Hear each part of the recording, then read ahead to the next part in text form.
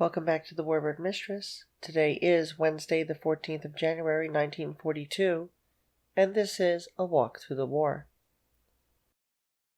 We begin today in the American Theater of Operations with the Caribbean Air Force, where the 108th Observation Squadron Medium 72nd Observation Group arrives at Rio Hato, Panama, from the United States.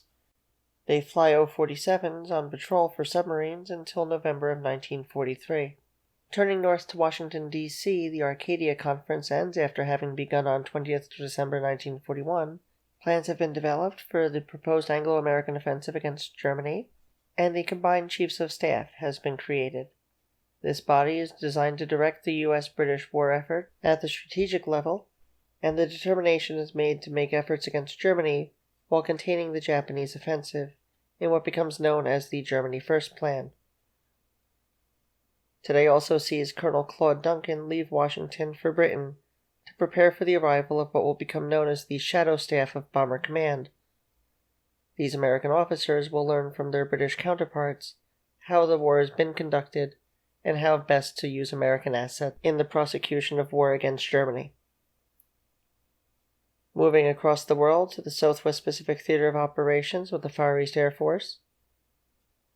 The headquarter units of the Far East Air Force and 5 Bomber Command transfer from Darwin, Northern Territory, Australia, to the Dutch island of Java, where their air echelons have been based for some time. And that takes us to Thursday, the 15th of January, 1942. Moving north to Alaska, the Alaskan Air Force is activated from the Air Force element of the Alaskan Defense Command and remains based at Elmendorf Field near Anchorage. Their commander is Lieutenant Colonel Everett S. Davis. And now moving back to the Far East Air Force and the Southwest Pacific Theater of Operations. 5 B-17s flying out of Palembang, Sumatra, fly north to attack Sungai Patani Airfield in British Malaya.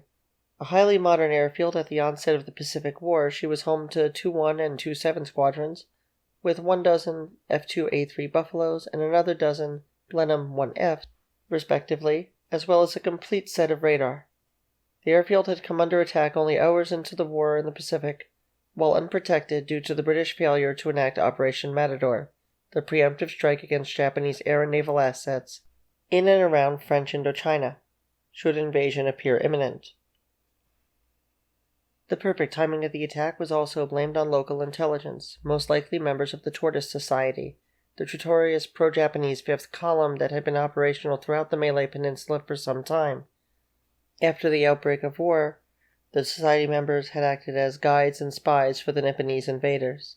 The bombers used fragmentation bombs that would destroy assets but leave the runways intact.